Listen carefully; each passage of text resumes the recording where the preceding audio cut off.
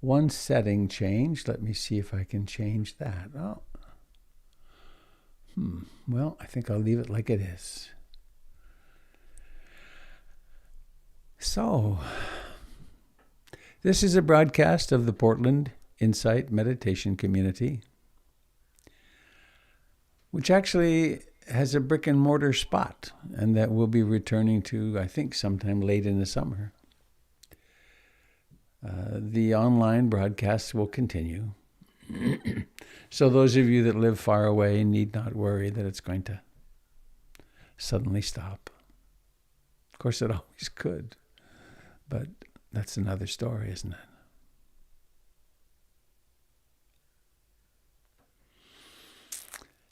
So this Sunday morning, I guess I've been teaching Sunday mornings at 10 now. It must be coming up on 10 years. Before that, there were, I think it was 31 years on Sunday nights. And when we got the center, we decided we would try to have it on Sunday mornings, and it's been really a great success.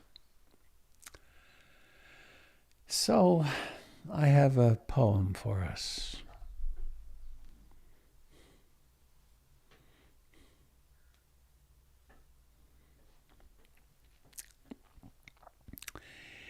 It's by the Venerable Lama Gendren Rinpoche.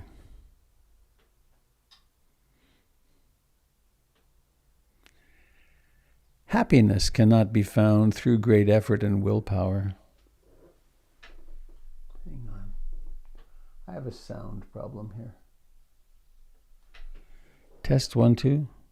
Better? 1, 2. Okay. Happiness cannot be found through great effort and willpower, but is already present in open relaxation and letting go. Don't strain yourself. There's nothing to do or undo. Whatever momentarily arises in the body-mind has no real importance at all, has little reality whatsoever. Why identify with and become attached to it, passing judgment upon it and upon ourselves? Far better to simply let the entire game happen on its own. I'm going to start again. Too many interruptions. Happiness, free and easy, a spontaneous Vajra song by Venerable Lama Gendren Rinpoche. Happiness cannot be found through great effort and willpower, but is already present in open relaxation and letting go. Don't strain yourself. There is nothing to do or undo. Whatever momentarily arises in the body-mind has no real importance at all, has little reality whatsoever. Why identify with it and become attached to it, passing judgment upon it and ourselves? Far better to simply let the entire game happen on its own, springing up and falling back like waves without changing or manipulating anything. And notice how everything vanishes and reappears magically again and again, time without end. Only our searching for happiness prevents us from seeing it. It's like a vivid rainbow which you pursue without ever catching, or a dog chasing its own tail. Although peace and happiness do not exist as an actual thing or place, it is always available and accompanies you every instant. Don't believe in the reality of good and bad experiences. They are today's ephemeral weather, like rainbows in the sky. Wanting to grasp the ungraspable, you exhaust yourself in vain. As soon as you open and relax this tight fist of grasping, infinite space is there, open, inviting, and comfortable. Make use of this spaciousness, this freedom, and natural ease. Don't search any further looking for the great awakened elephant who is already resting quietly at home in front of your own hearth. Nothing to do or undo. nothing to force, nothing to want, and nothing missing. Imaho, marvelous, everything happens by itself. Nothing to do or undo, nothing to force, nothing to want, and nothing missing. Imaho, marvelous, everything happens by itself.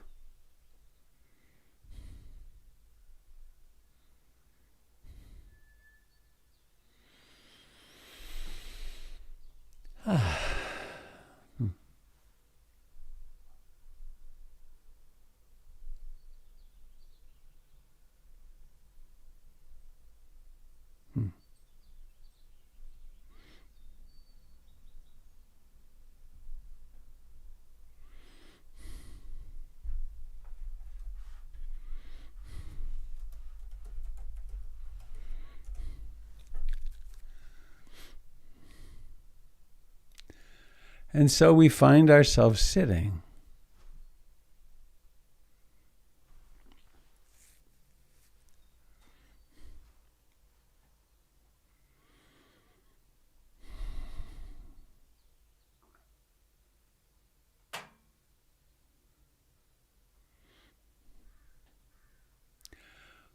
What if we were to follow the guidance of that poem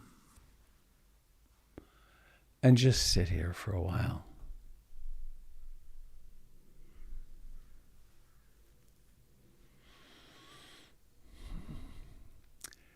To just sit and have nothing to do. Nowhere to get to. What if we've already arrived? What if we never left? It's a funny way to word it.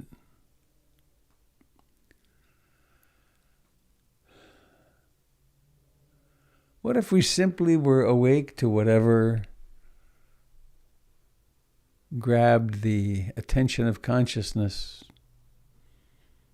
and watched it do that and then disappear?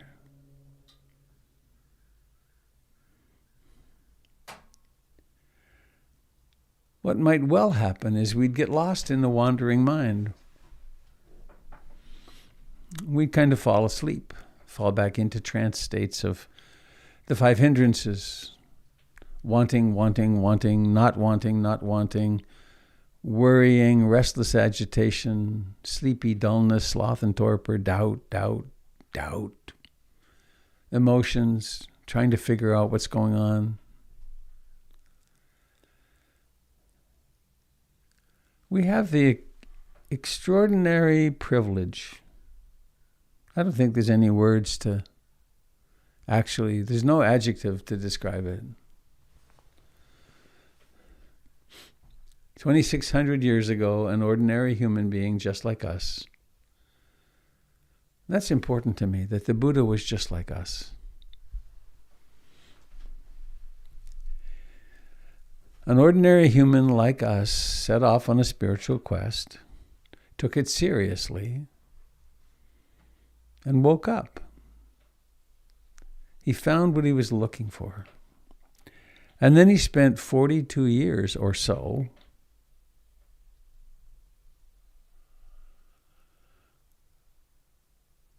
providing strategies and practices and contexts so that other people could have the same experience he had.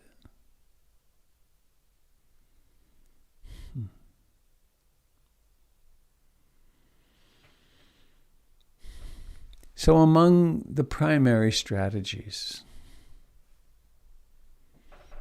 to begin with a few moments of gratitude. For survival reasons, we are wired to find the problem, to find the deficit, the lack. And so we can think intentionally a few thoughts which are opposing of that, which is, how full is my cup?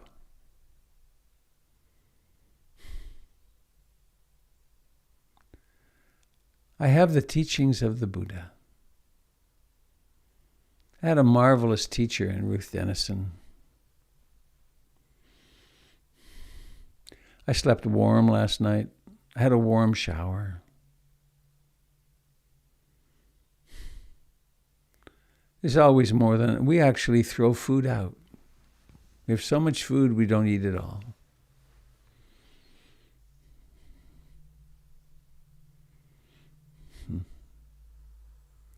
There's a plague killing people around the world, and I've already have the privilege of having the vaccine.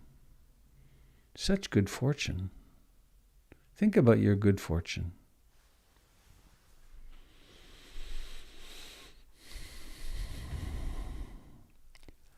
Another strategy, another practice to begin with a simple saying, I aspire for the period of this practice this morning to love and accept myself exactly as I am. No self-improvement necessary for this next 45 minutes or so. And then there's an option to continue, of course.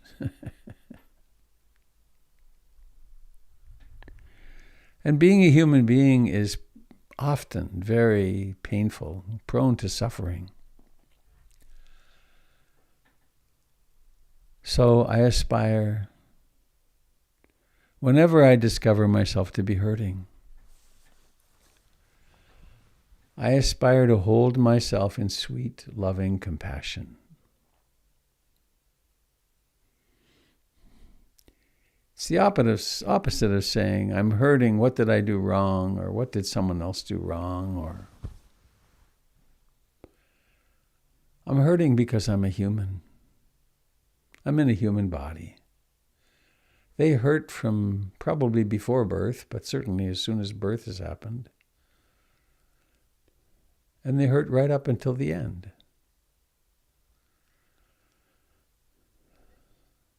And everything is impermanent, so of course there's lots of loss.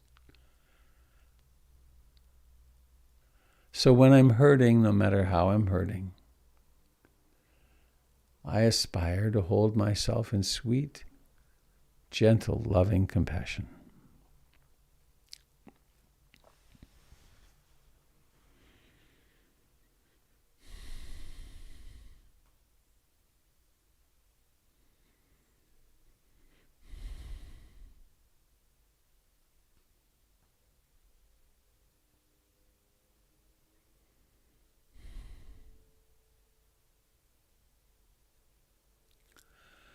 Another wonderful strategy for awakening in the present moment is to find a primary training object. A way to train mindfulness and concentration. So we have the breath.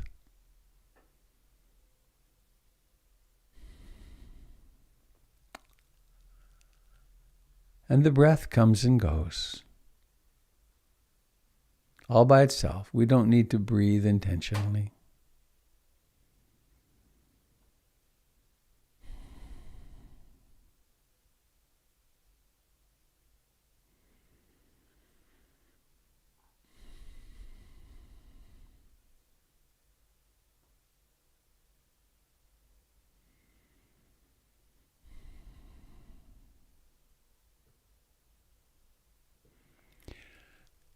And each breath has a beginning. It then has a rising to fullness, a decline, and then a vanishing.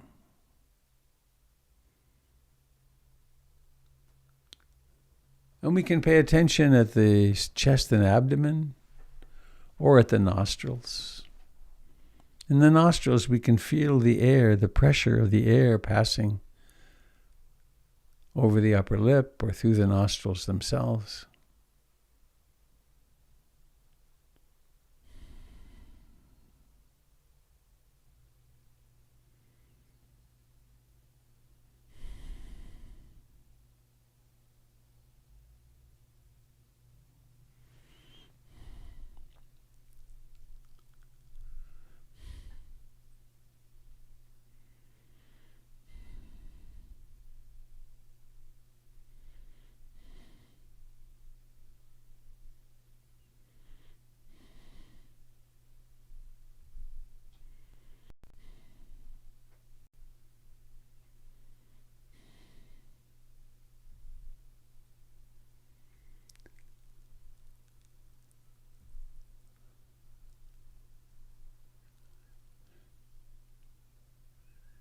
And of course, the mind wanders.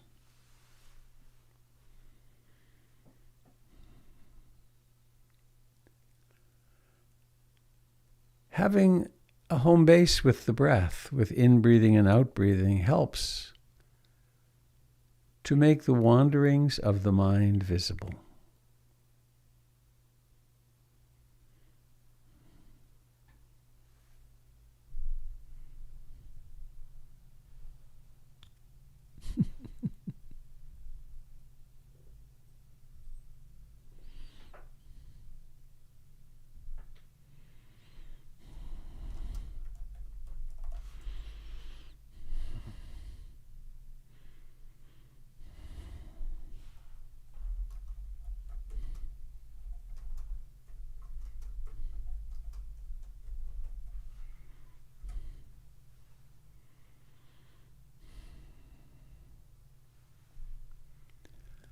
The contents of the wandering mind are of no importance.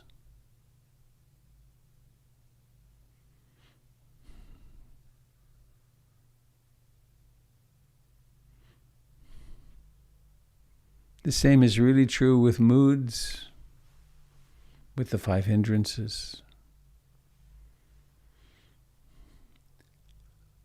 We learn to see them all as impersonal visitors.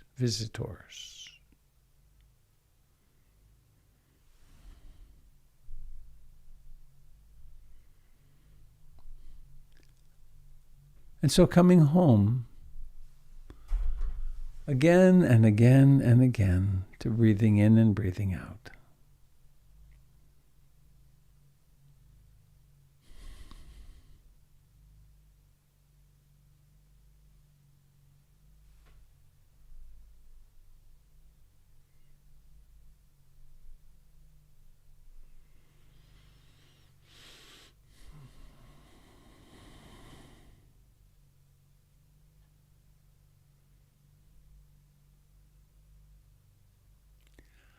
Lie back in the arms of love.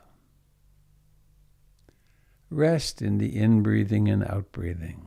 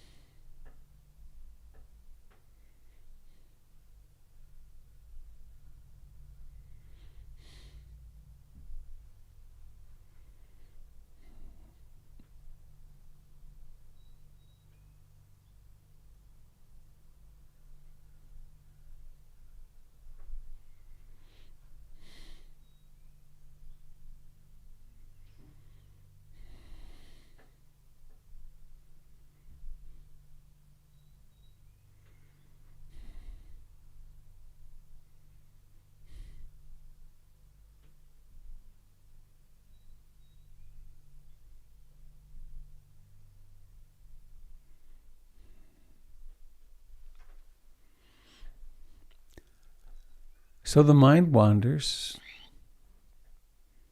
mindfulness disappears.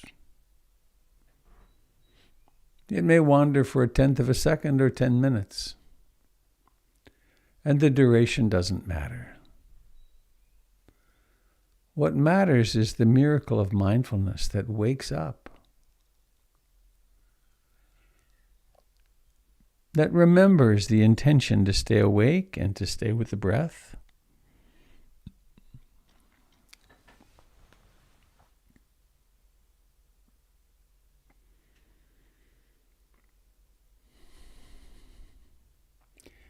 There are other strategies. You could count the breaths. On the in-breath 1, on the out-breath 2, up to 10, and then start over. Or if you only get to 3, start at 1 again. Or you could note rising, rising, falling, falling.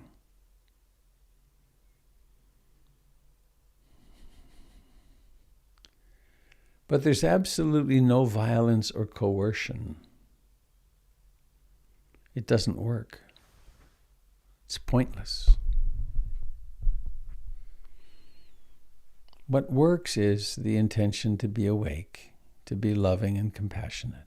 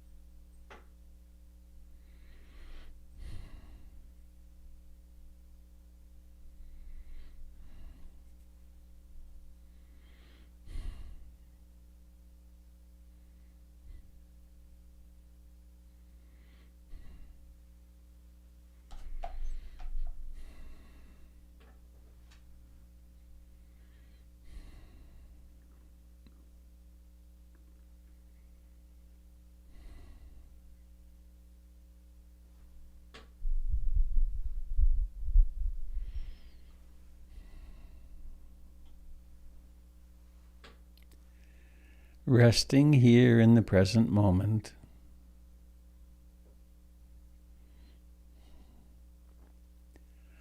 noticing, is mindfulness present?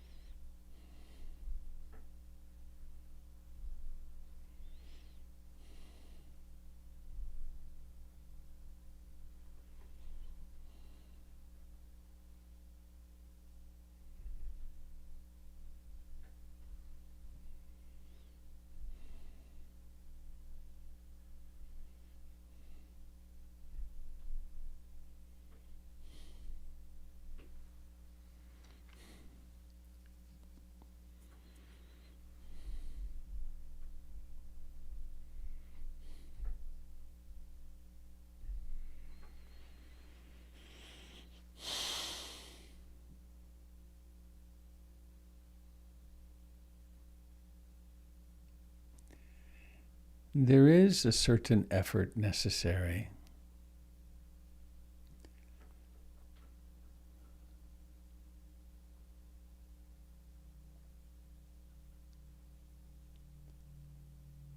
But it's not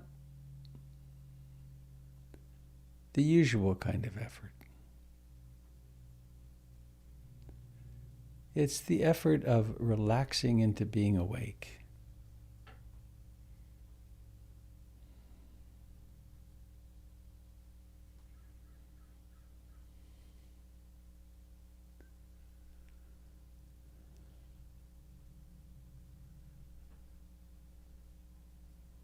And so we turn to mindfulness of in-breathing and out-breathing with great delicacy.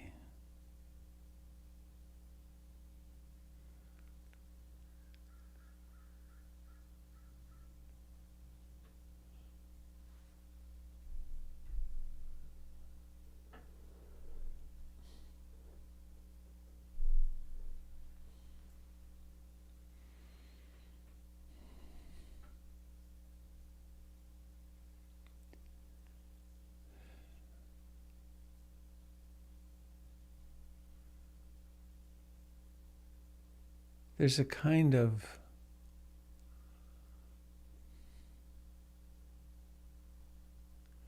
delicate embracing of the sensations of breathing.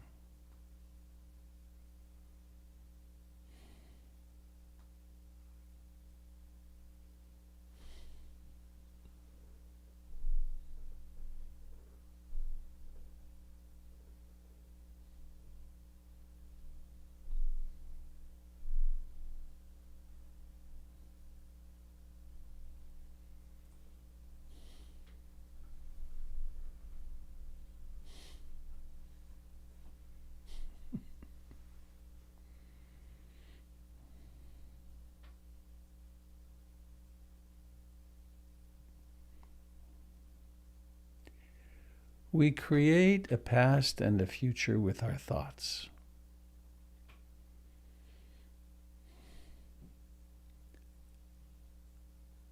The doorway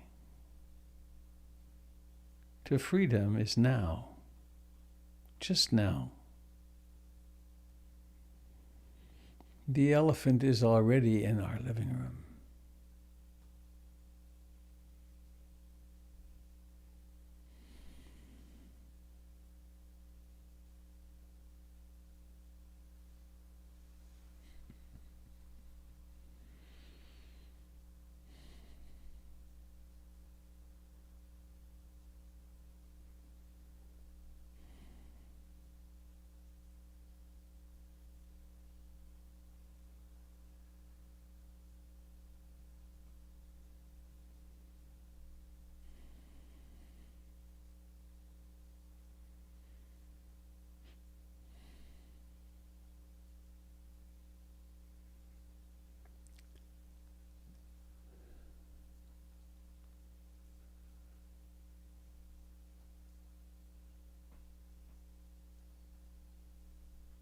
With the simplicity of sitting here,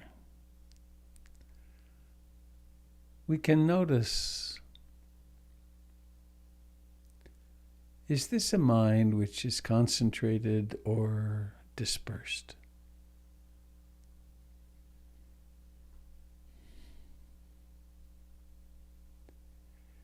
Is there a sense of contentment or dissatisfaction?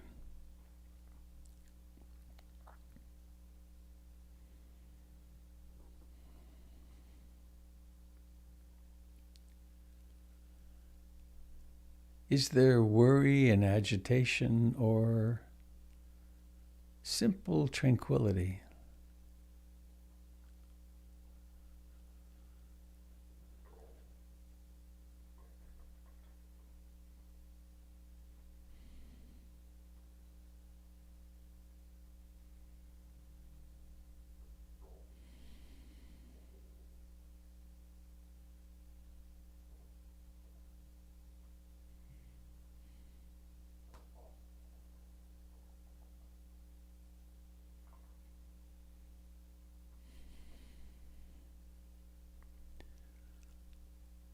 And so, as an act of kindness and compassion for ourselves and the world, we sit still.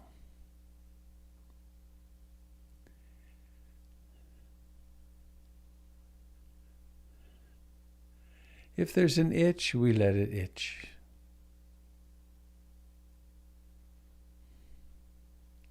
If there's pain, we let it be painful.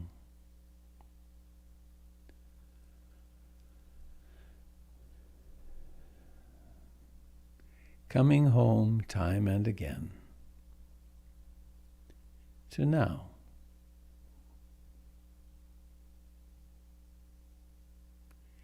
To breathing in and breathing out.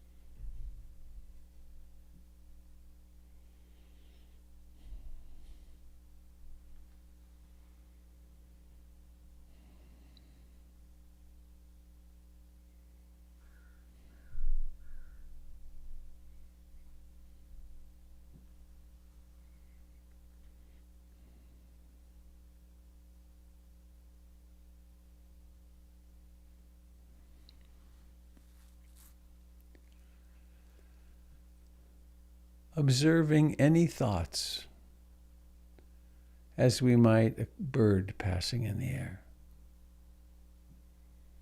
We don't need to figure out what kind of bird it is. It's just motion.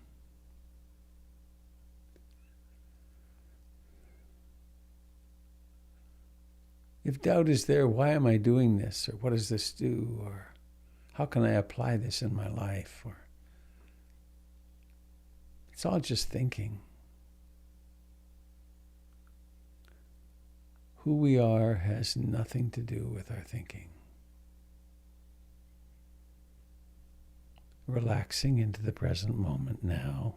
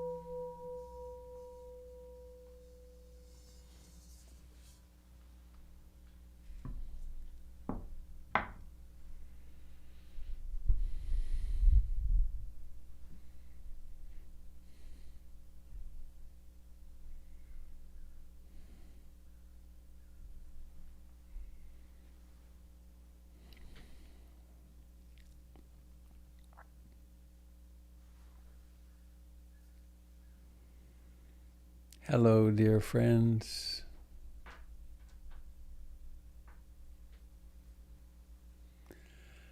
My apologies for the various sounds and so on. I had a complete computer crash, which coming back from required a bit of clicking and clacking, and it's working now. I am seeking, if you happen to know such a resource, I'm seeking an expert on podcasting, Zoom, who really knows Mac computers and can read error messages. I've got really competent Mac people. It's called MacForce. But the integration of Wirecast, which is a broadcast software, and Zoom, and the microphones and all that, it's there's something that's just not settling, even with all the various updates there's been in the software. Apple has done a couple of updates, and so has Zoom. It's this fancy new M1 chip, which kind of caught everybody off guard. So if you know the right person or can guide me that way, I'd be really happy to find that person.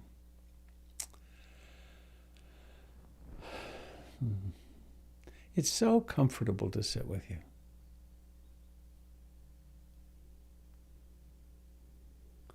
With the intimation, with the fantasies of being together in the center again. Some of you I see that I know can and will come to the center. It's going to be really nice. And I'm thinking of how we will integrate those of you that are at a distance. And I'm thinking that we will perhaps have a pretty large screen at the front of the room, so the people in the group can see those of you that are away, and also a camera that would do that the other way. I want to do an announcement or two. After I'm done with this, I have a few tasks. I have to pick up my dog's medication at Costco and a couple of other things and pack. And then I'm going to spend a couple of hours with my son and grandchildren. And then I'm going to a little cabin in Cannon Beach for the next 6 days to be dropped out and quiet, with the exception, Tuesday morning at 8, we're having a board meeting, which has to do with the remodel, authorizing the payment of the funds and so on. And it would appear now that the construction may begin on the 1st of April. And it may go for 60 days. That's the maximum they think. So that at the end of April, May, at the end of May, the building will be bright spanking new with new restrooms and a ramp and much more. Seismic improvements in the basement. Freshly painted offices.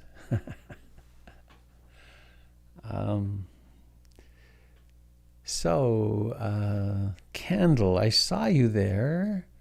Would you like to speak of your teaching tonight and the first Sunday retreat? Oh, hang on, I don't have any sound here. Shoot. I don't know if this is going to make a scream. That's not going to work. Let me do this. Oh, I want some help with this thing. Jeez, I'm tired of it. I think I can pull this. Hang on a second, please.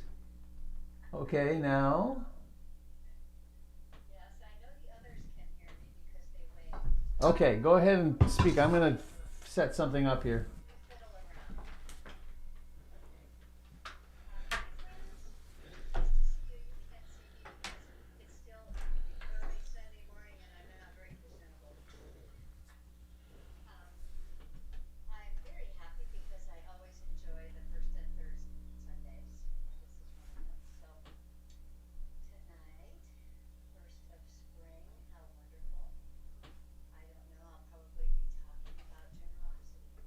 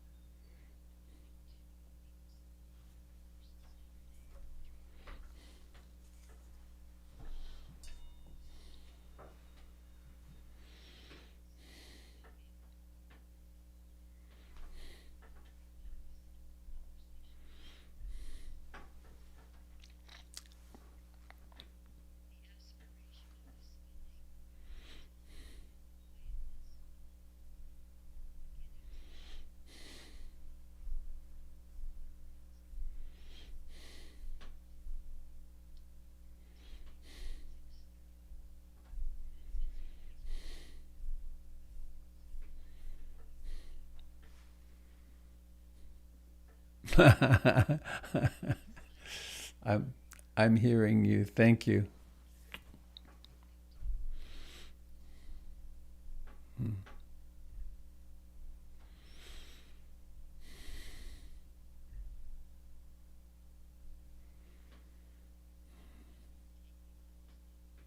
I don't. Are you on Spotlight? Okay. You're very. You're in your formless garb this morning.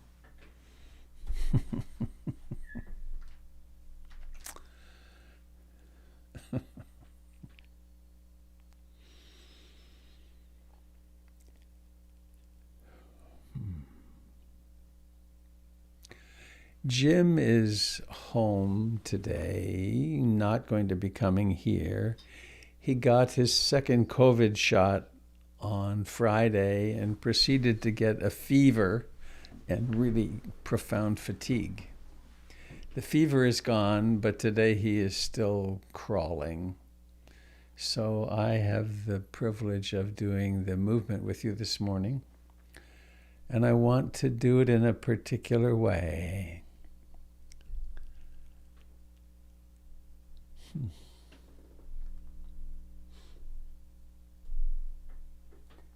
Well, that didn't work. I guess I'm not going to do that piece. I need to fiddle a little bit here. I go to Controls, Preferences, Video, and I look for this. Boom. And now I have my other camera on. And I'm going to plug this in.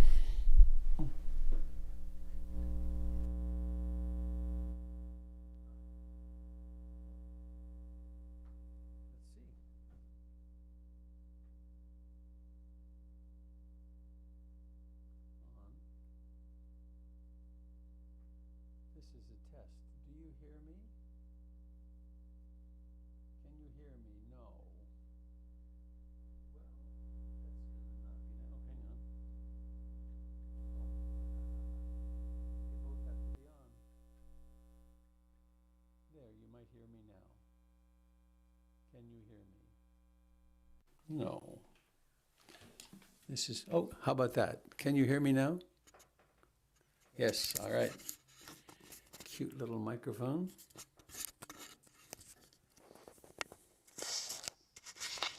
So I wanted to show you a picture of Ruth Dennison.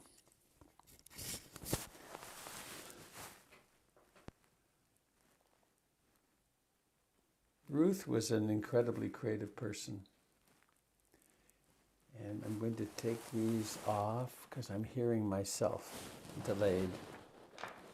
Ruth was an incredibly creative person. And she introduced movement to mindfulness practice, and it was revolutionary. She may have been the very first person in the world to do so.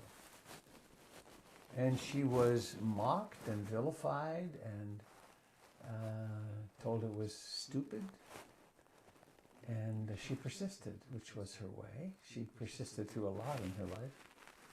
And I'm just going to please stay seated for now. No, let's do this together. Notice that you're sitting. Posture. Sitting, feeling. Know the life in different parts of your body. Notice that it breathes.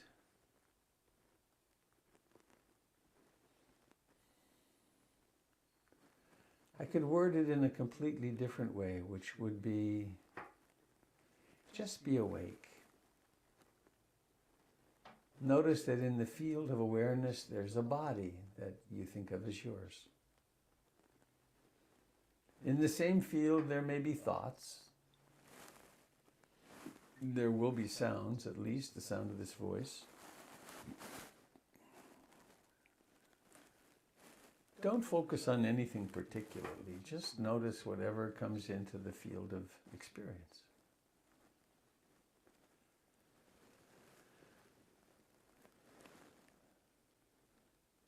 or as sort of training wheels for our awareness. Notice that your body's touching the chair.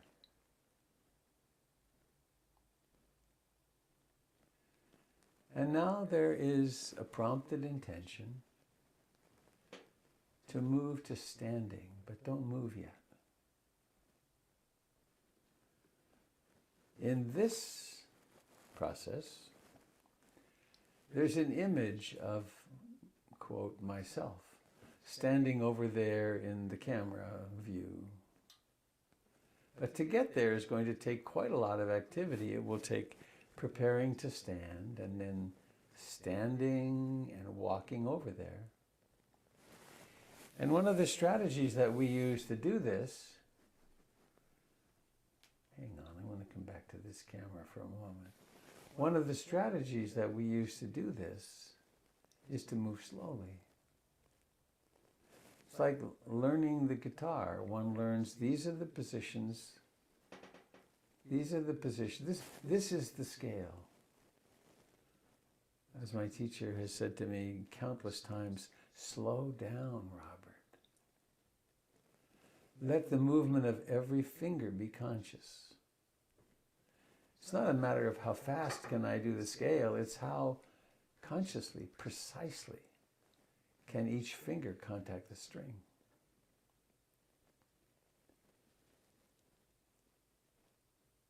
So it could take a minute for me to get over to that place where I'll be in the other camera. I invite you to take a few seconds before you move. Decide first where you're going to go. And then watch how it happens. Notice the intention in the mind. It doesn't happen without intention. Notice the intention, and then somehow or another that intention will operationalize itself. It'll happen. And then with great sensitivity and no hurry, in fact, intentional slowing, let's make our way to the place where we will be standing.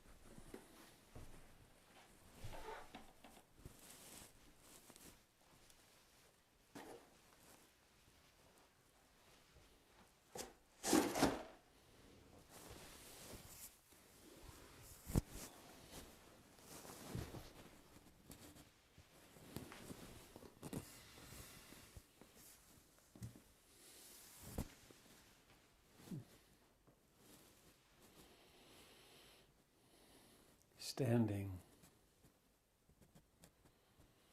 And I bring my hands together and bow to Ruth Dennison.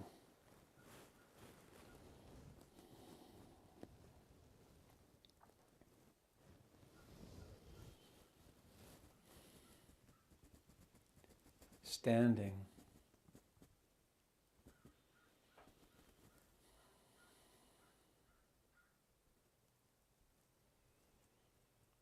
Noticing breathing.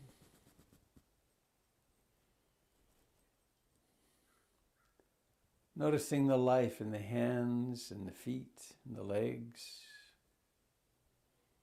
in the face.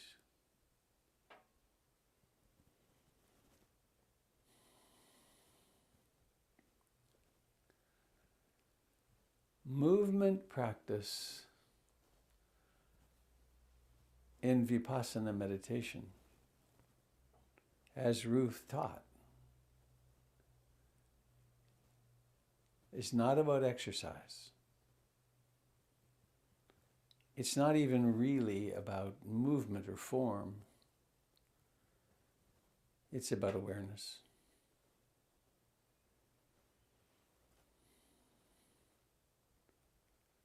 Standing.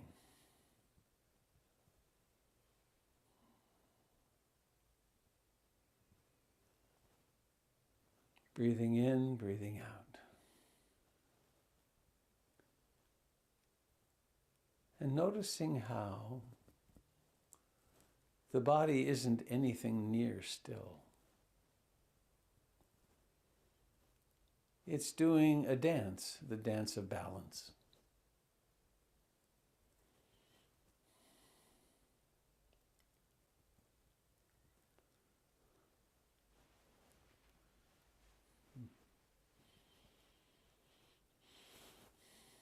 Notice when the mind wanders, and then come back to the body standing and the breath, the pressure of the feet against the floor, the cushion, the soles of your shoes.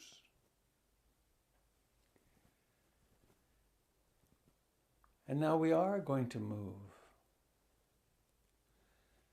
Please bring attention into your right arm and hand, particularly into the index finger of your right hand. And now let that index finger,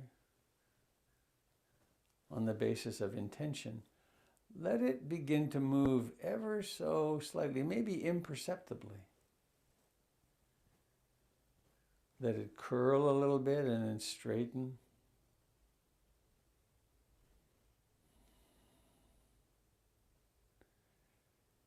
And then let the thumb of your left hand begin to move. Maybe let it make a clockwise circle.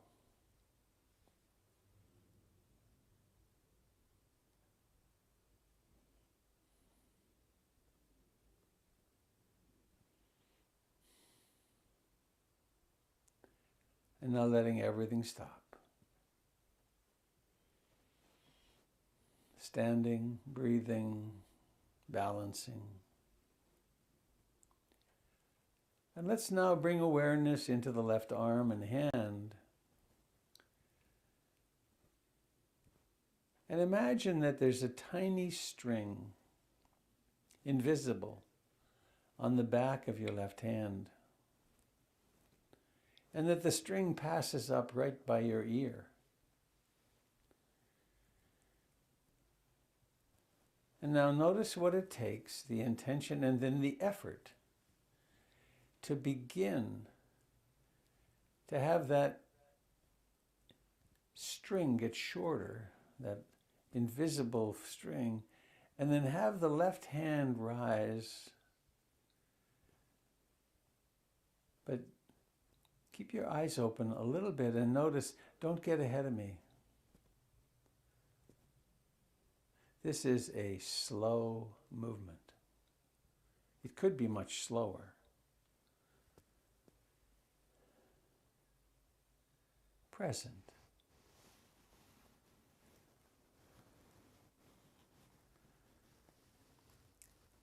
And notice it's coming up toward the ear. See if you can leave your left shoulder loose.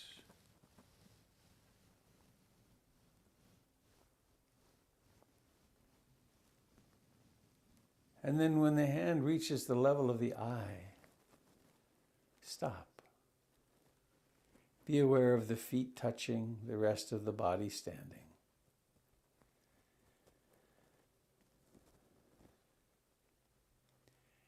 And letting this arm now relinquish its little string and then let it open out to the side, but really slowly.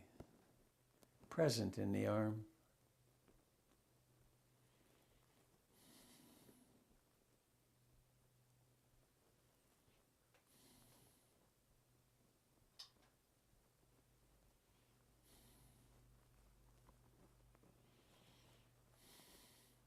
Standing, breathing.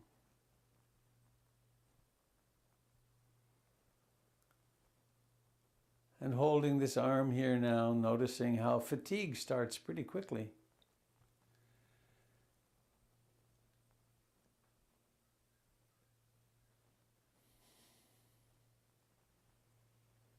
Notice any liking or disliking. there tends to be a disliking of the fatigue, which is part of the body, mind's way of protecting itself. So we let the fatigue build. See if you can continue breathing in a relaxed fashion. And now slowly, slowly, allowing this arm to make its way down. Notice any impatience. It hurts. I want it to be over with. Can I bear with it?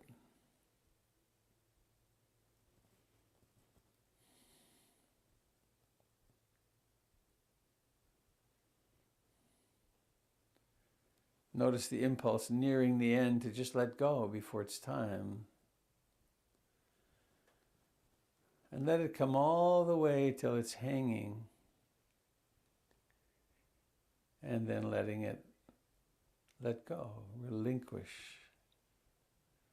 soften. Letting both shoulders come down.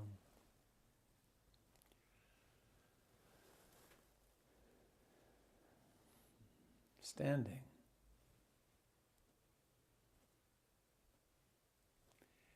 Four great meditation postures: sitting, standing, walking, and lying down.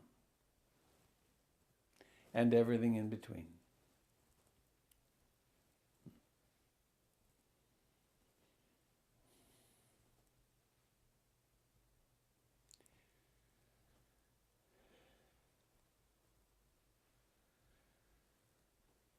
And now, just as we did on the left-hand side, imagining that little thread to the back of the right hand.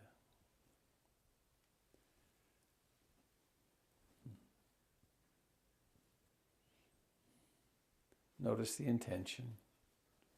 And then let that hand begin a slow journey straight toward the ear, which means the elbow has to bend.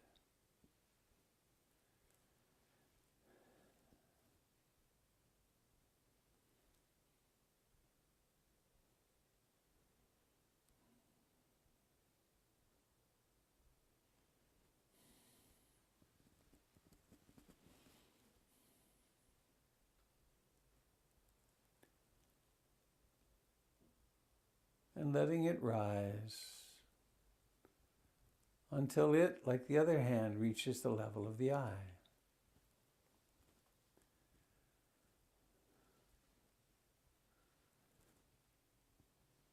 Dispensing with the imaginary string and then straightening this arm out to the side.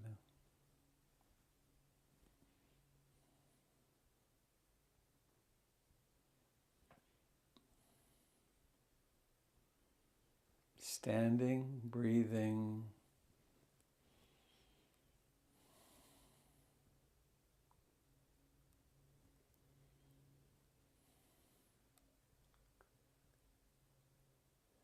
Fatigue.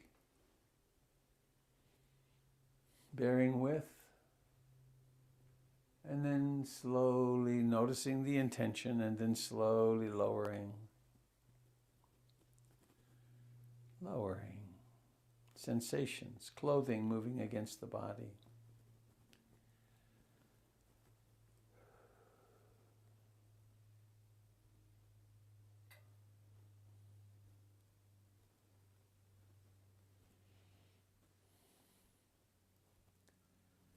On retreat with Ruth, we might do what we just did with those two hands and arms 10 more times.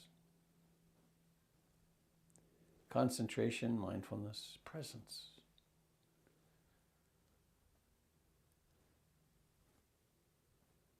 And let's do another practice that she often led us in, which is a kind of simple follow the leader. So I'm going to move and probably describe it, I guess, a bit as I go. And I invite you to mimic this, letting the body sway from one side to the other a bit.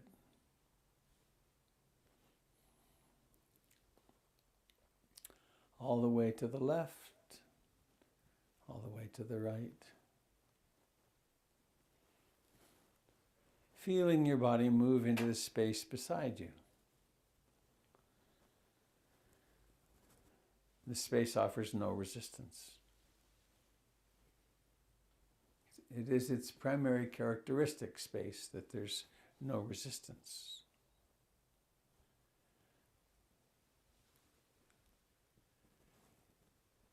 And as we continue to sway like this, when you sway to the right, let your hands move to the right.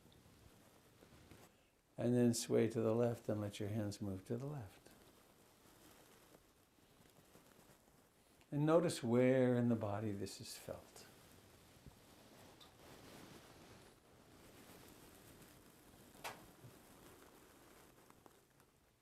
To the right,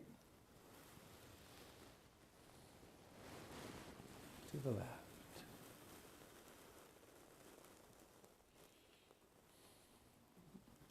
Let your knees bend a little bit and let the swaying be very smooth and artistic, graceful. Let your hands rise a little bit at the sides.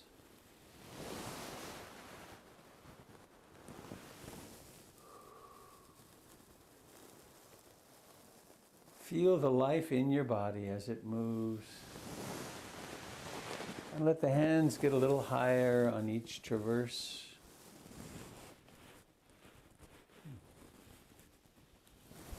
And then on the next move to the left, let's go up and over. Up and over and aware, and all the way around.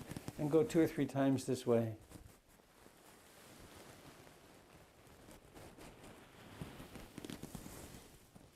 Let your knees bend and stop at the top and then go the other way.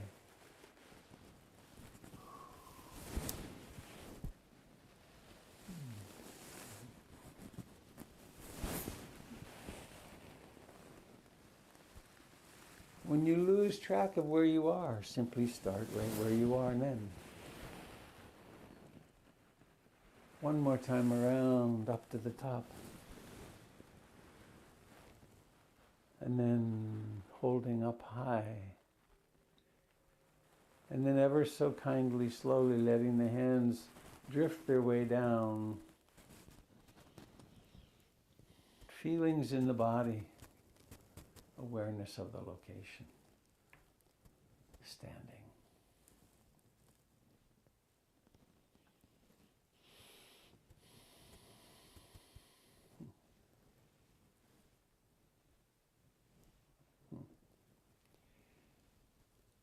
And please now let us make our way back to our sitting spots. But notice how we do that. Don't hurry.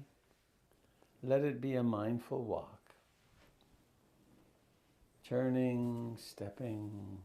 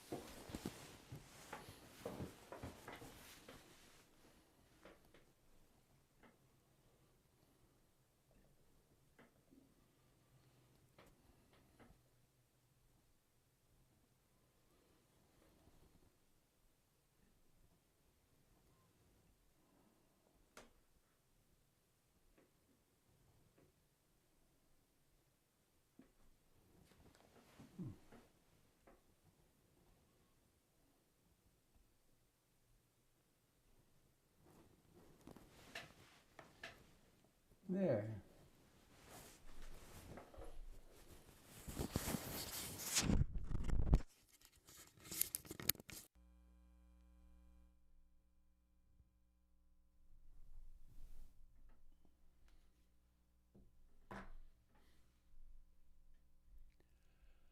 Stop share.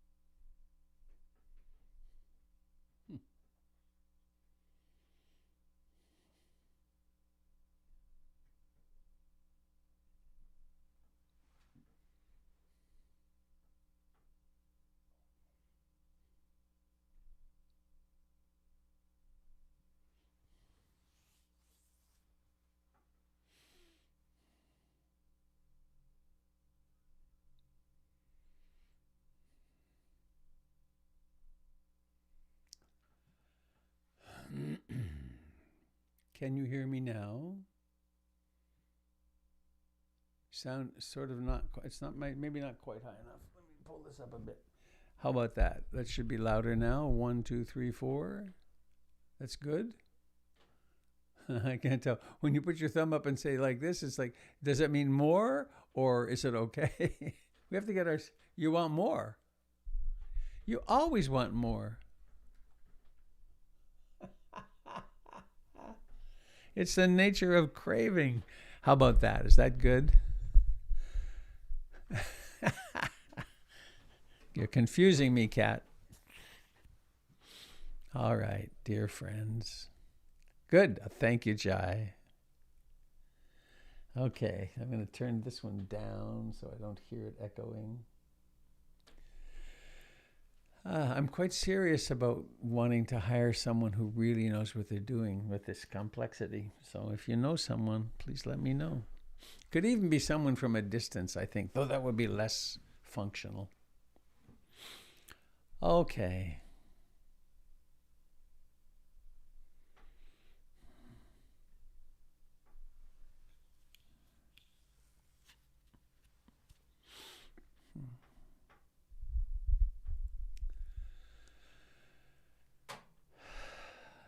I'm really happy today.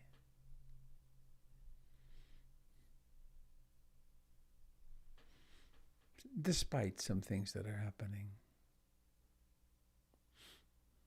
Life is so unstable, isn't it?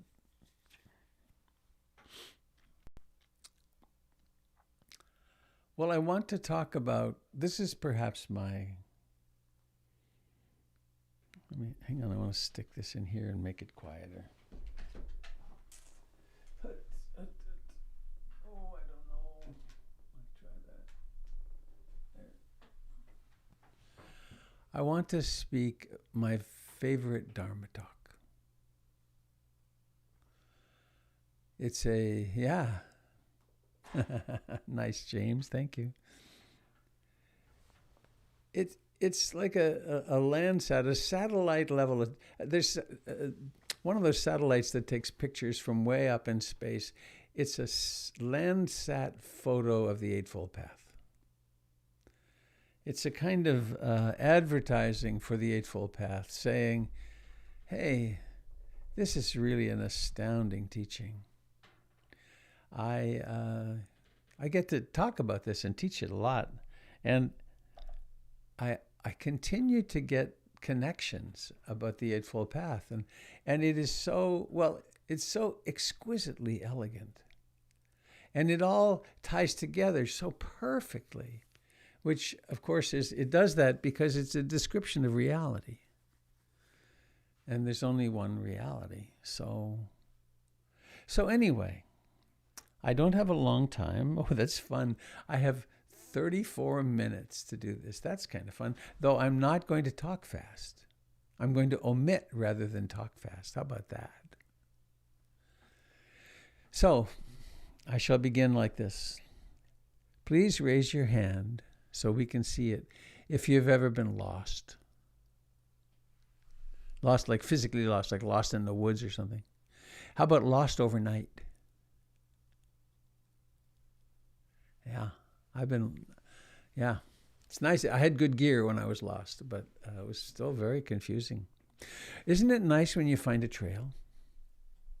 You're lost and you realize, oh, here's a trail, and all I have to do is follow it down, and I think it'll take me to the valley or whatever. Or you find a stream, and the stream will take you down to the river.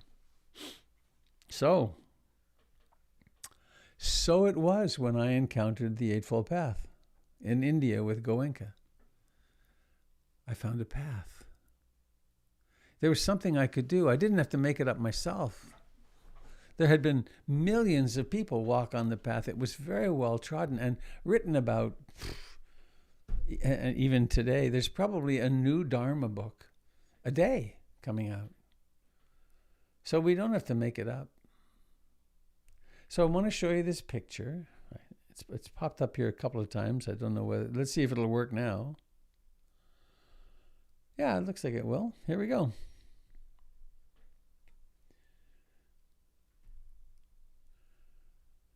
The Eightfold Path has, not surprisingly, 8 components. And it's not a linear path. It's a path that has infinite connections among the aspects of it. However, there is a pretty standard way of talking about it. And I think I'll leave the diagram up for a while. So just to name them, there's wise understanding or worldview.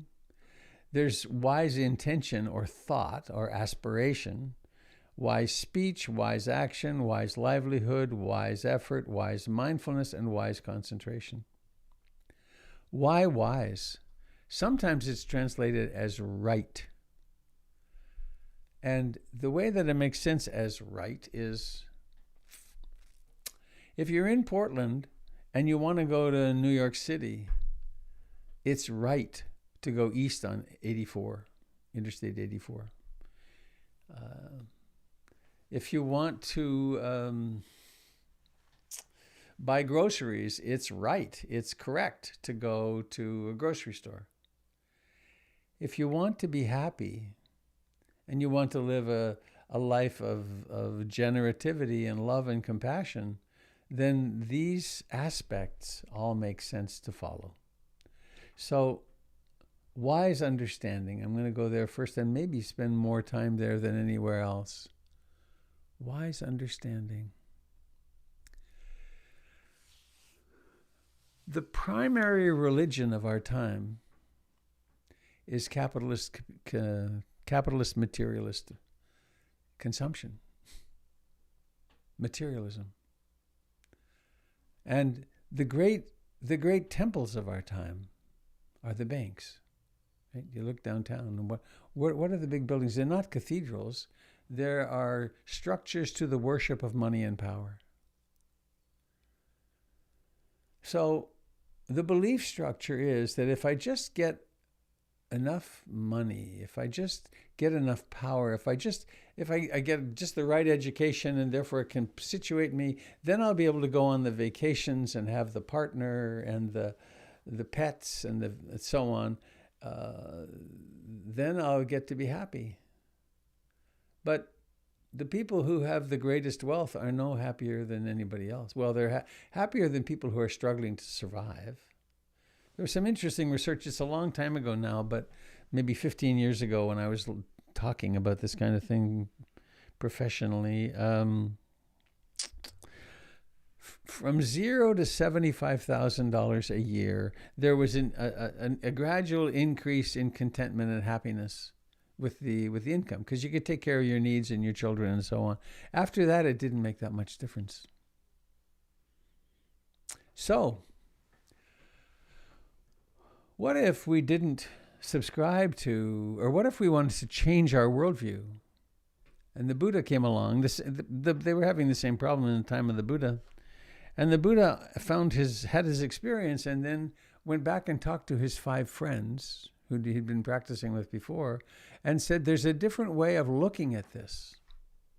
What's causing the suffering? Well, it isn't the lack of stuff. It's something that happens inside us. And so he taught, the very first sermon was the Four Noble Truths. The Four Noble Truths, the fourth of which is the Eightfold Path. So he said, there's a lot of suffering in life. And how would we describe it? Birth, sickness, old age, decay, and death. Birth, sickness, old age, decay, and death.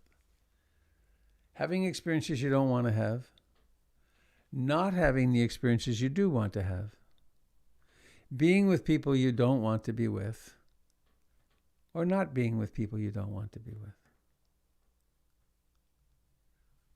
Among having experiences you don't want to have, having a political system which is broken and causing tremendous suffering, and having cataclysmic conflict about it, one doesn't want to have that. So, then he went on. He didn't stop there. He said, there's a cause for the suffering, however. The world is as it is, but there's a cause for your suffering, and that is that the human mind, wants something to be different. I don't want reality to be the way it is. I want less pain, more pleasure, and a lot of it. And if this moment isn't okay, I want to become something in the next moment.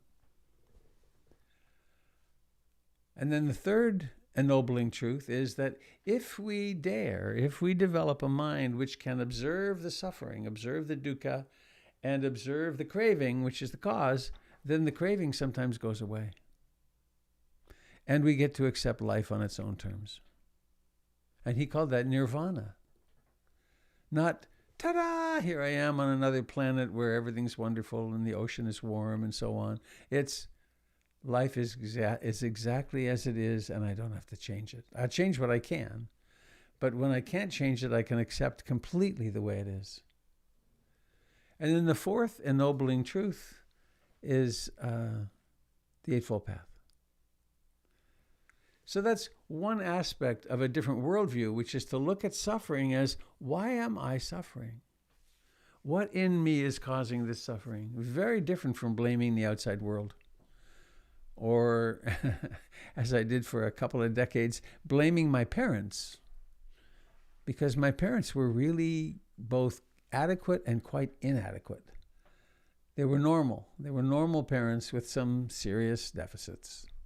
Just as I was with my children, a normal parent with some serious deficits.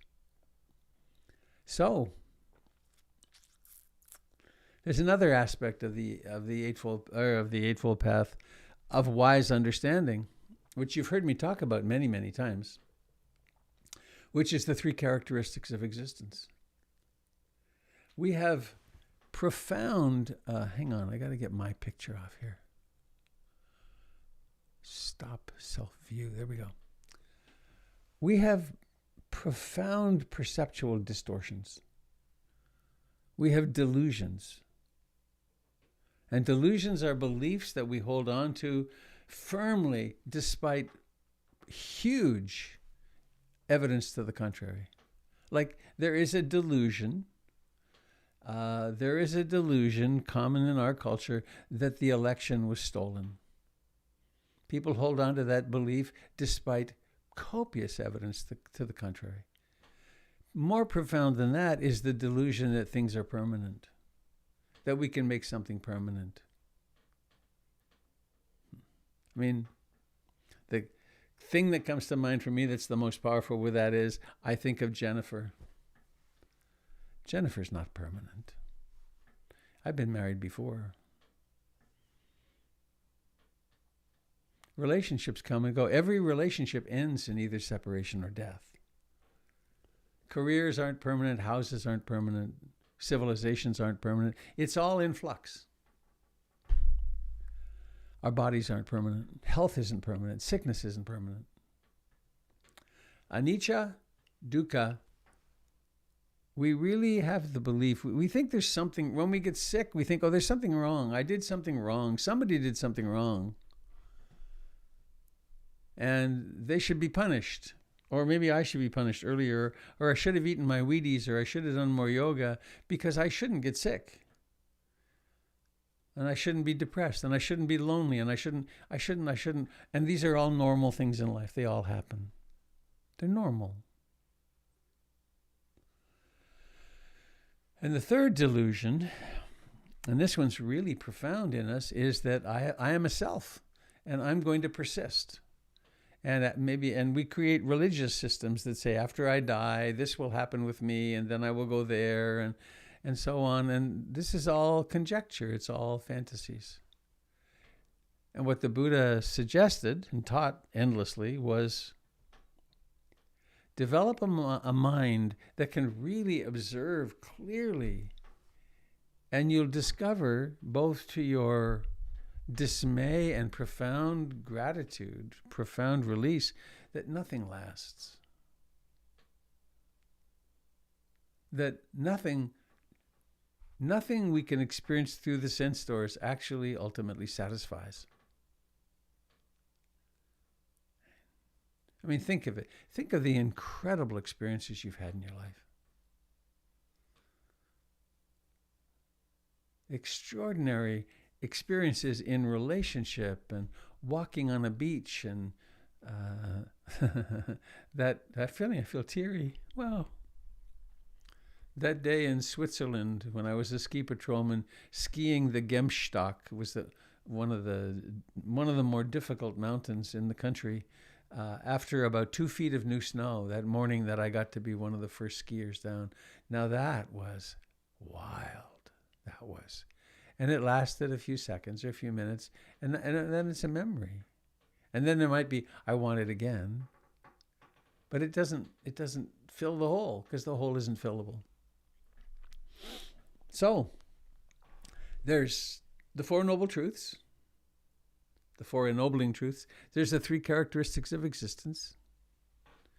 There's the law of karma, that actions have results. And we can learn about that, and we can study that. And that's wise understanding. And that's different from capitalist, consumerist materialism. It's radically different. And then we have the second aspect. You following? Is this clear enough so far? Thank you, Kimberly. I'm going to slow down. Wise intention, wise thought, sometimes translated as.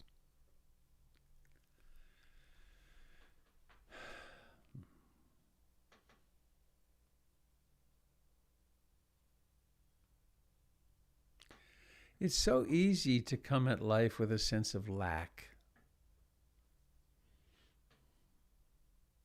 I need, I want. We can be quite selfish. I need to get my needs met. It's the song of the self. I, me, mine, mine. So we can have thoughts that are rooted in a sense of lack and in selfishness, which then means we have a lot of thoughts which are greedy. I need more, I want more. Or we have thoughts that have to do with unkindness, with cruelty, with uncaringness, with anger. And we can live our lives like that. We've seen in the last 4 years a tremendous validation of living from a selfish worldview, which means we need harsher borders, and we need to even, to quote, protect our borders, we will even separate babies from their mothers and not keep good records. Now that's a level of wrong view which is, well, it's the kind of thing that happened in 1939 and 1940. It's the kind of thing that happened in Cambodia under Pol Pot. And it arises out of a lack of capacity to see a bigger picture, to see that all children are our children. It arises out of a lack of empathy. So to the degree we have some choice, how shall I shape my thoughts?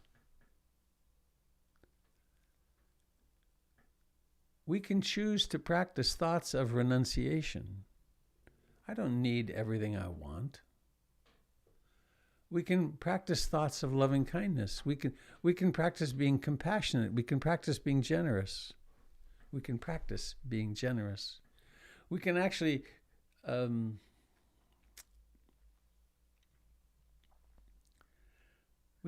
have as a purpose in our lives to shape a person who is more kind, more generous, more compassionate, more patient. And at first we have to take it on faith, in a way, that might be possible. But then we start doing it and we discover, it really works. It really does work. I can actually shape my personality, my actions in the direction that I'd like them to go. So why not practice non-greed, non-hatred, and non-ignorance? Why not practice and become really wise? What really works? What really leads to happiness?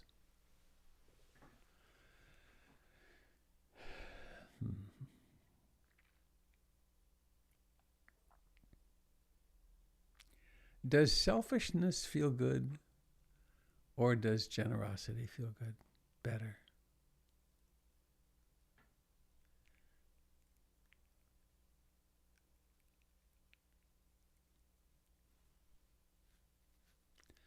So wise intention, wise thought, wise shaping of the mind in some direction, of our behavior in some direction. And now I just looked at my watch. It's short. So then we have the realm of wise speech, wise action, and wise livelihood. How we act matters. If we speak in our speech, if we lie and slander and pass on gossip, and if we chatter idly, if we chatter mindlessly all the time, it has an effect on us. If we lie, gossip's a great one. If you can try a little experiment in this, you can do it your life may provide an opportunity where you do it spontaneously, but if you speak ill of someone to someone else, see how it feels the next time you're with the person you spoke badly of. It doesn't feel good. Because in order to be in integrity, you'd have to say, the other day I was talking to so-and-so and I badmouthed you and this is what I said. Otherwise, there's a barrier to intimacy that can't be broken, can't be opened. Wise action comes to us in the form of, it's described to us in the form of the precepts. I undertake the training of the heart not to kill other beings, not to kill other human beings. I undertake the training of the heart not to take what's not freely given, to live in harmony that way. I undertake the training of the heart to refrain from sexual acts that cause harm. I mean, sexuality is such a primitive drive.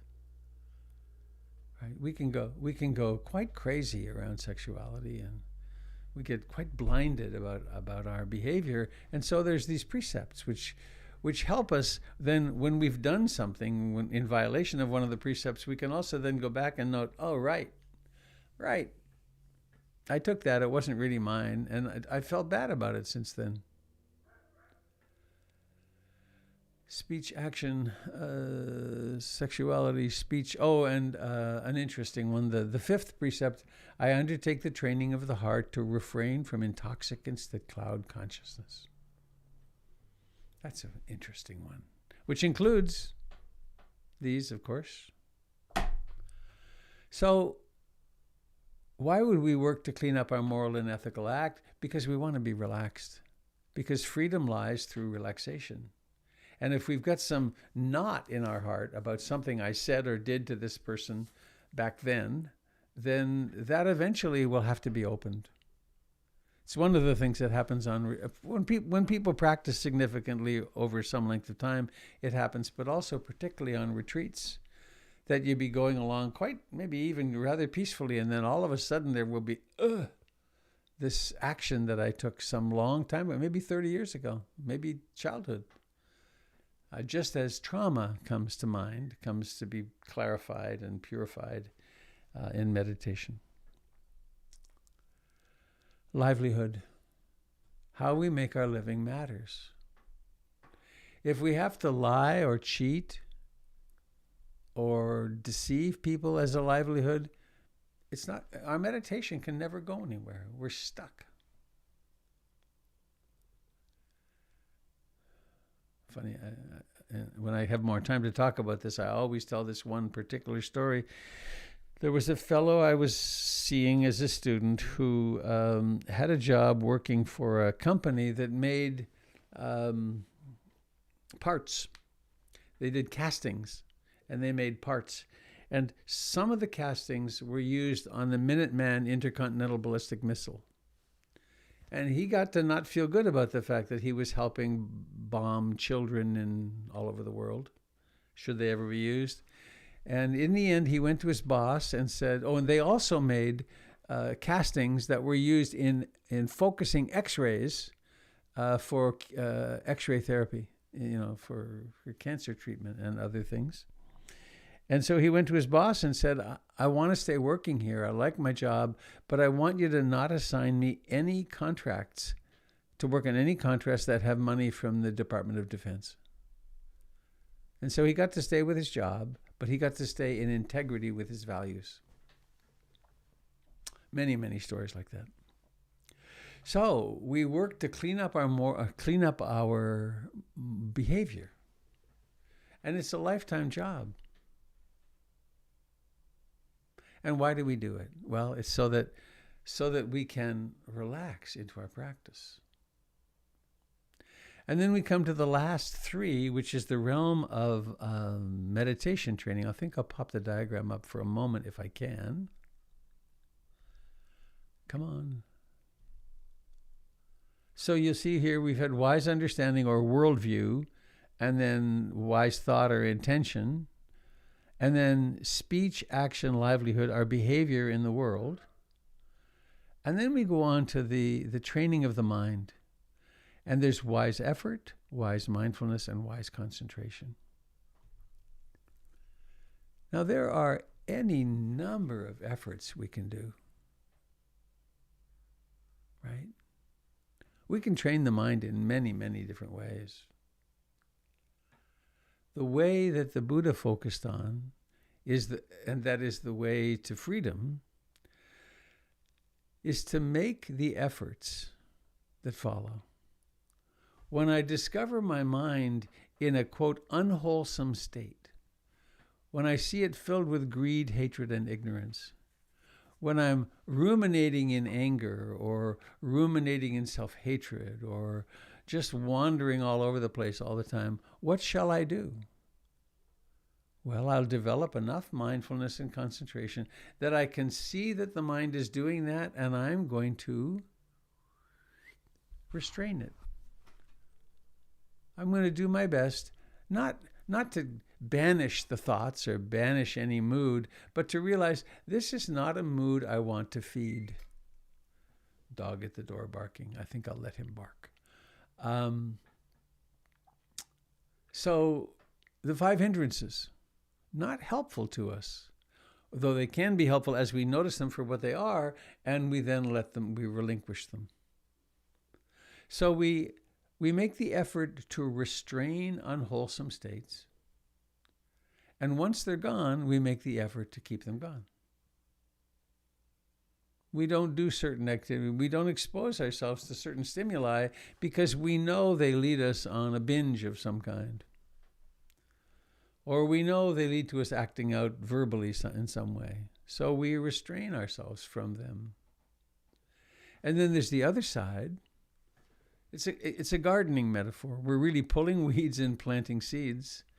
And what's the desired crop? Well, I'd like a lot more mindfulness, please. I'd like more concentration. I'd like more curiosity. I'd like more energy. I'd like more joy. I'd like more tranquility. I'd like more concentration, and I'd like more equanimity. I'd like more compassion. Well, why not practice them? And remarkably, the primary practice is this simple sitting, being mindful of breathing. Because being mindful of breathing makes all the activities of mind and body more visible.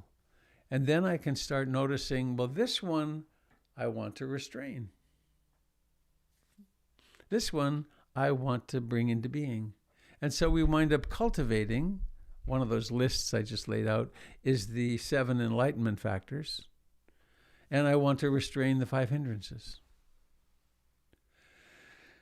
Now, sometimes people think, oh, this is so mechanical and there's so much repression in it. Actually, there is suppression, because sometimes we suppress the hindrances so that we can actually do the work of cultivating wholesome states. But everything comes to consciousness ultimately. Anything we have repressed will ultimately, we have to face the sadness and loneliness and fear and sexual desire and strange predilections that we have. They'll all come to consciousness.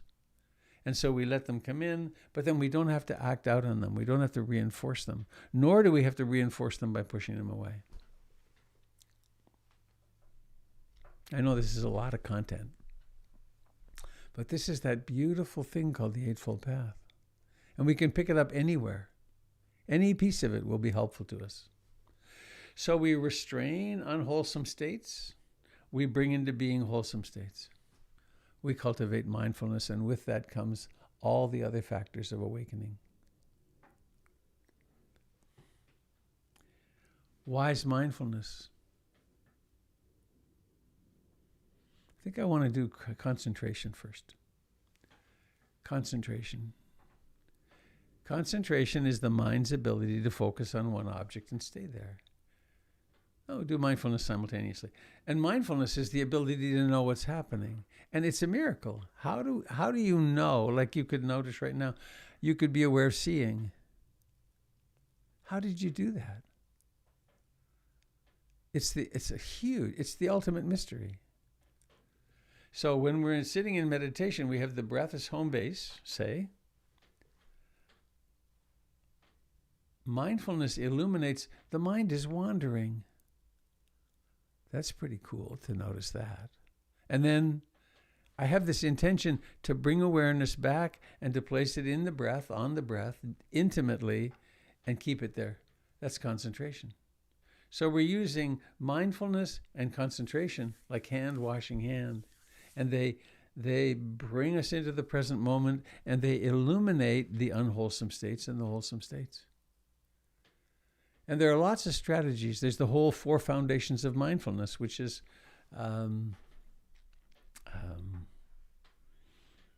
which is a 12-week class or a lifetime class.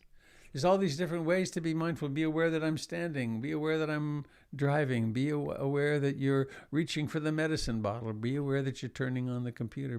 Notice what's happening. Be in the present moment.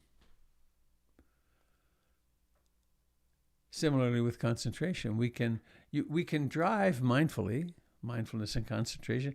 When you're driving, being aware of seeing, hearing, sitting, touching, seeing, being aware, checking the mirror, now checking the other mirror, seeing, foot on the gas, foot on the brake, present, mindfully, and concentrated. Now, the more mindful we become, the more clear we can be in our wise intentions. Right? If we're mindful enough to notice greedy thoughts coming up or self-hating thoughts, we can much more. This is the only way we can possibly intervene and not do it, and instead plant thoughts of loving kindness and compassion. So the meditative mindfulness end and concentration end facilitates all the other activities. If we're about to lie and we're mindful of it, we can figure out a different way to go. Or if we have lied or done some not skillful act and then we're feeling guilty about it, mindfulness can illuminate the feeling guilty about it, and we can use it as an educational moment rather than a catastrophe, rather than another reason to beat ourselves up and feel bad about ourselves. So that was, let me say one other thing. That's a lot of stuff. It's a lot of model. What's it really about? Try to live in the present moment. How do we live in the present moment? Well, let's be really aware of what we're longing for. What is our goal? What's your goal in life? What do you want to achieve before you die? It's really worth writing a mission statement. I struggled years ago. I was trying to write a mission statement, and I took on a vacation one year to a little island in British Columbia. Stephen Covey's book, The 7 Habits of Highly Successful People, it has a chapter on writing your mission statement. And I toiled for 10 or 12 days. And finally it came. Finally, my mission statement came clear. And I came home and I told it to my kids, and they said, well, duh, Dad, you could have asked us. We would have told you right away. And the mission statement was and is, I aspire to live as closely as I can to the Eightfold Path, and then to share it as effectively as I can for the rest of my life. And the shorthand is, I want to be a Buddha before I die. It's a kind of it's clarifying aspiration. Then when some impulse to do something comes up and say, well, does that further my aim? Or is that taking me down an old side trip I've been down any number of times? So having our aspiration clear, and then is helpful. And then all these practices, all these understandings, they're all about getting us into the present moment so we may be graced. That's a nice Catholic word. So that we may experience ourselves as what the Buddha talked about, the deathless, or we may have moments where if we're in a group, for instance, and you look around the group and you know everyone else in the room is you. Not as a theory, but we know it. Somehow or another, consciousness opens. And I guess the other thing, I heard from a Dharma teacher friend years ago, why do we practice? We practice to live well and die well. So we practice to live more kindly, more happily, have more fun, be more joyous. And then when our time to go comes, to do that with much less fear and to recognize it really is part of the journey. And therefore to be loving and kind with our loved ones as we're on the dock waving goodbye.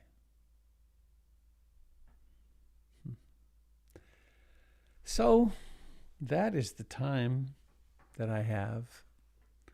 I hope that wasn't just ridiculously too much in a short time, and that it can at least be inspiring. There are great books on the Eightfold Path.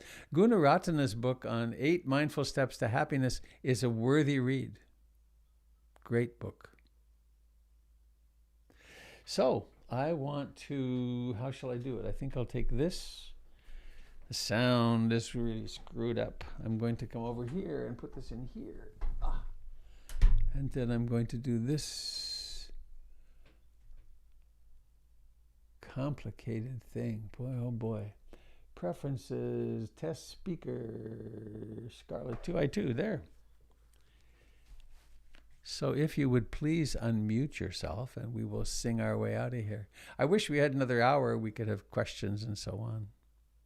When will hang on, Susan Wilbur, when will your book be out as a, it is, it's probably 2 weeks from publishing on Audible. They finally, hello, Frank. They finally got it through. I got through all the hoops. Oh man, they were picky. And they could still send it back and say you have to do something, but it looks like it's going to be out, and I'll let you know. Frank, how's life in Germany today?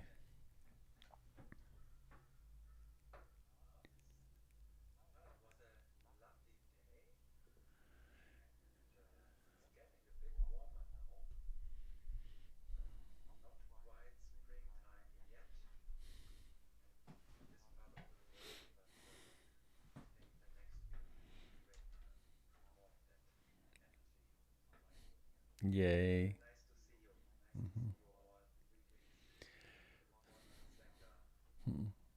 Frank has invited me to teach with him in Germany in July of 22. So we're planning ahead. The beast will be done by then, I hope, I trust. So shall we sing? Curious to try what? I'm curious to have a class with Frank. That's an interesting. Hey, Frank, what do you think? What you want to do an online class with PIMC? You want to teach something? Let's talk about it. That'd be fun. We can advertise it through PIMC, and you can zoom in from the other side of the earth. Hey, good idea. Thanks.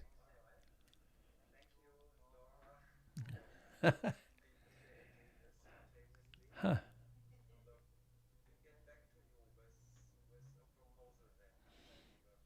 Yeah. Hello, Candle.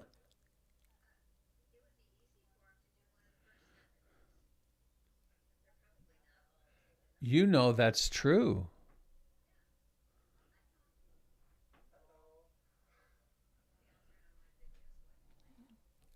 There you are. Oh, I think it's a good thought. What, isn't that wonderful? The way that just popped out. Great thought. Are you which of you is Kath and which is Laura? Great. You're. Oh,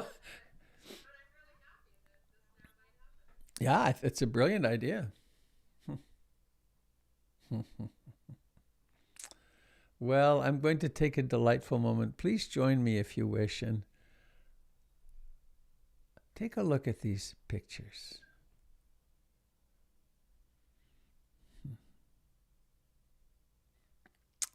It just softens me right up.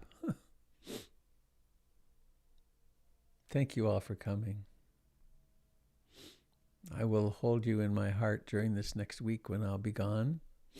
Different PIMC teachers will be teaching each morning. I'm really looking forward to dropping into silence tonight and having a few days to just stop. I don't anticipate it will all be nice. Of course, it's always got some rapids. But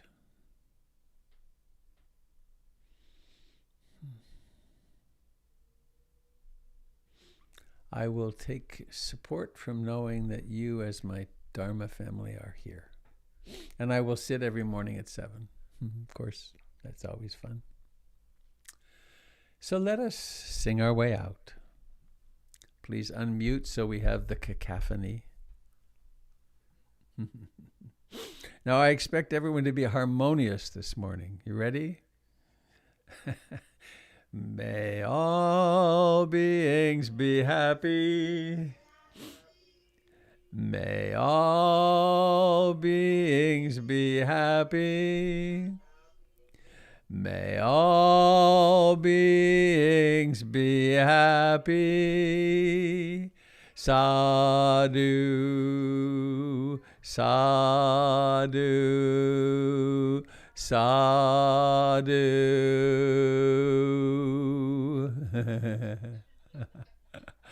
Well, I don't know that we're ready for prime time yet, but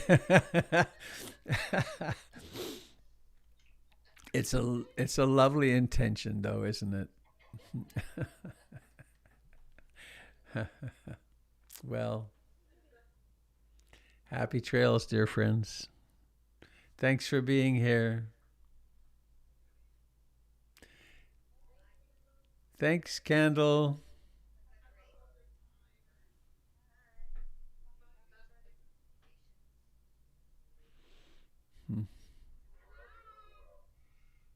Bye.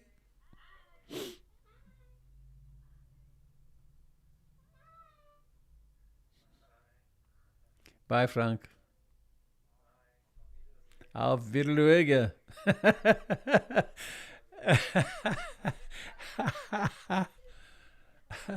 my highly developed Schweizerdeutsch.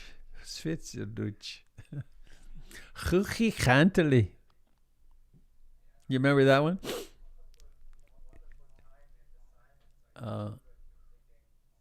Yeah, I leave. I have a couple of things I have to do here before I go, and then I'm going to visit Luke and the boys this afternoon for a little bit, for dinner. And then it's about an hour and a half drive to the beach, and I'll be in. That's Sunday night, and then I'll be coming back on Friday night. There's one, I got a business meeting, a board meeting on Tuesday morning to authorize the spending of the $500,000 to fix the building. But that won't be a problem. And otherwise, I'm taking my guitar, and I'm going to spend a lot of time in silence and some time playing music, and maybe some walks on the beach if the weather isn't horrible. Thanks for coming. Goodbye, Tamara and Maria Cristina and Sherry. Thanks for coming so regularly. It's really nice to see you. Did I check the chat? I haven't checked the chat. Should I?